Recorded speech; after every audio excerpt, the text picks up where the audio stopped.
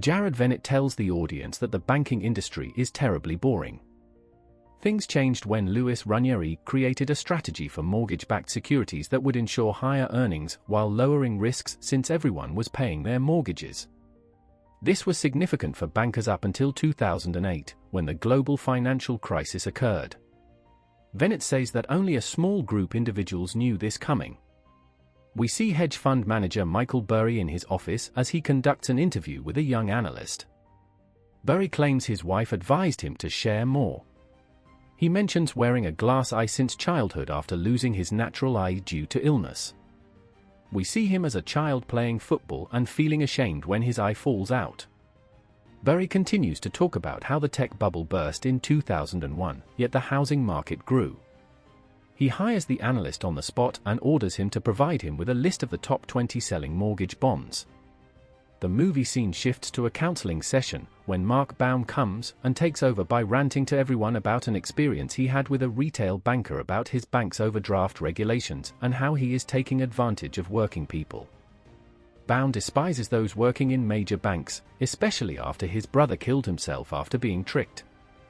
Later, he contacts his wife Cynthia to express his rage, something she is used to hearing about, but she still believes he must quit his job. Baum then takes a ride from another man. Burry completes his homework and reviews the list that he requested. He sees that the housing industry is based by subprime loans, on which clients provide lower returns, and decides that he can benefit by betting against it. To properly explain what a subprime loan is, Venet shows us Margot Robbie taking a bubble bath and drinking champagne to demonstrate that subprime means shit, and that banks created them to add more mortgages to their plans. Burry then approaches other financial firms, starting with Goldman Sachs, to express his belief that the bonds will fail and establish a credit default swap market. The bankers accept his bet, believing the bonds are safe. Burry's boss, Lawrence Fields, is concerned about his idea because he fears it will harm their own firm.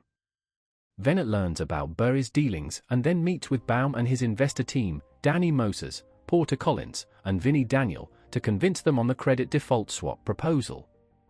He explains that all of the faulty bonds can be combined into CDOs, collateralized debt obligation. Venet asks Anthony Bourdain to explain CDOs by comparing them to constructing a seafood stew out of a bunch of fish that didn't sell well. After Venet leaves, Baum and his colleagues consider whether to take his words seriously. We meet young hopeful investors Charlie Geller and Jamie Shipley, who are waiting to meet with someone from JP Morgan Chase. They don't get very far without an ISDA agreement. Discouraged, they discover a pitch from Venet about how the housing market is a bubble, which Shipley claims is not entirely correct. They decide to get on the credit default swap bandwagon and hire retired trader Ben Rickert to assist them because they lack the experience to execute the deals required to profit from this. Moses and Collins search a neighborhood for foreclosed residencies. They find a renter who is concerned about getting evicted with his son. Moses and Collins enter a property with a past due notice paper in the kitchen, then head to a home with an alligator in the pool. Fields confronts Burry because he believes his strategy won't work in 6 years, despite his betting. He and another investor demand their money back, but Burry refuses to give in. Baum and his team dig deeper into the housing industry, meeting with a real estate agent, 2 mortgage brokers, and even a stripper to learn about the kind of loans made to specific customers, which leads Baum to the conclusion that the market is truly a bubble. Mortgage delinquencies were reported to be at a new peak in early 2007. Risk assessors tell Baum and his crew to give up their swaps. Baum directs Daniel to tell them to fuck off. The two visit with Georgia Hale, a Standard & Poor's officer, and question her about giving banks AAA rates on subprime loans. She justifies herself by claiming that the banks would default if they did not receive those ratings, and Baum criticizes her actions, but she responds by mentioning that he and his colleagues possess many credit default swaps. Venet advises Baum and his colleagues to walk away from their deals, as Geller tells Shipley, due to rising mortgage default rates. Both Shipley and the team speak negative opinions. Rickert instructs the guys, as Venet instructs his, to travel to Las Vegas to attend the American Securitization Forum. Both group attend the forum in Las Vegas. Baum spends his time questioning the powerful individuals about their dealings. Shipley meets with Evie, a female he knows who works for the SEC, and asks her if the SEC investigates mortgage bonds, to which she responds no. Barry becomes more morose as he continues to learn that bonds aren't going down and that the whole system is fraudulent. Geller, Shipley, and Rickert then intend to short the AA tranches.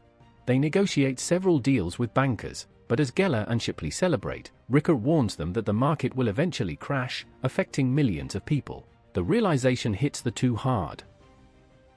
Baum meets a businessman named Mr. Chow in a casino and realizes that he has produced synthetic CDOs, which are a sequence of increasingly large wagers on defective loans. Baum gradually realizes the economy is about to collapse. Richard Thaler and Selena Gomez are then brought in to explain what a synthetic CDO is. They compare it to bettors placing bets on Selena to win at blackjack because she has favorable odds, but everyone loses when she hands a terrible hand. By April 2007, everyone prepares for the inevitable. Barry prevents investors from withdrawing funds. Geller and Shipley go out to alert the press and others about the coming collapse. Baum and his colleagues are instructed to give up or sell their swaps. As expected, the market economy crashed by the end of 2008, but all those involved in the shorts earned immensely from the swaps, although none of them are happy of it. Several banks begin to close down. Barry retires, and one of his analysts starts a new job at a 7-Eleven. Moses and Collins visited a man who is now living in a van with his wife and son. Geller and Shipley have lost trust in the system. Baum implies a bailout, which Vennick confirms, and how the banks preserved their skins while blaming the terrible things on immigrants, the poor, and even teachers. Daniel then informs Baum that they should sell their swaps, but Baum believes it will make them just as terrible as the banks, despite Daniel's objections. Baum then tells him to sell all of them. According to the final text in the scene, $5 trillion in real estate prices, pension funds, 401ks, savings, and bonds disappeared as a result of the crash. Only in the United States did 8 million people lose their jobs and 6 million their houses. Mark Baum refused to say, "I told you so," and his team continues to manage their fund together. Charlie Geller and Jamie Shipley tried to sue ratings agencies but were laughed out of the workplace. Shipley continues to run Brown Field, but Geller has gone to Charlotte to establish a family. Ben Rickert lives with his wife on an orchard. Michael Burry approached the government multiple times to try if someone would inquire about how he foresaw the collapse. Nobody replied, but the FBI audited him 4 times. He now invests only in water. In 2015, several large banks started selling billions of dollars in CDOs.